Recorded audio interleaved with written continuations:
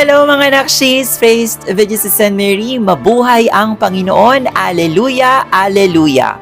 At dahil buhay na ngang muli ang Jesus Nazareno, welcome sa bihiserye ni Santa Maria ng Betania para nga sa kanyang Easter vestment. Siyempre, sa una mga nakshis, tatanggalin muna natin yung kanyang mga accessories, yung kanyang singsing, yung kanyang hikaw, at saka yung nag-iisang brooch niya na bigay nga sa kanya ng isa sa aking mga nakshis. Napakabilis ng araw, grabe, parang kailan lang pinapakita ko sa inyo na binibihisan ko siya ng all black. Tapos ngayon, bibihisan na natin siya para sa pagkabuhay. At syempre, dahil nga pagkabuhay, buhay na buhay ang kulay na isusuot nating vestment sa kanya. Dilaw nga ang napili kong color ng vestida niya, then aquatic blue naman para sa kanyang Kung mapapansin nyo mga nakshis, na isuot na po niya ang vestidang ito way back 2018 ata or 2019. Hindi ako sure ha, hindi talaga ako sigurado. So kung alam nyo, i-comment nyo na lang yan sa comment section. Then yung sa cape niya, bago po yan. In-order ko po yan online at napakamura lang niya. Parang 3 yards yung binili ko, wala pang 100 pesos yung binayaran ko.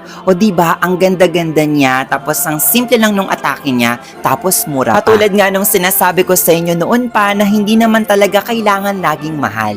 Nasa paraan nyo pa rin talaga yan mga nakshis kung paano nyo mapapalabas na simple, presentable at elegante yung bihis nga ng mga alaga nyong poon. Kung napansin nyo nga mga nakshis, na ibalik ko na nga yung kanyang mga accessories, yung kanyang hikaw, yung kanyang choker necklace, yung kanyang singsing, yung kanyang panyolita, at syempre yung dalawa niyang golden butterflies na nalagay ko nga doon sa kanyang puting-puting bulaklak na ginagamit niya nga taon-taon bilang pagpapakita nga ng pagkabuhay, ng bagong simula at kalinisan. At syempre, MDM Perfume Elena Eucalyptus Scent. Hanggang sa susunod na bihiserye, salamat!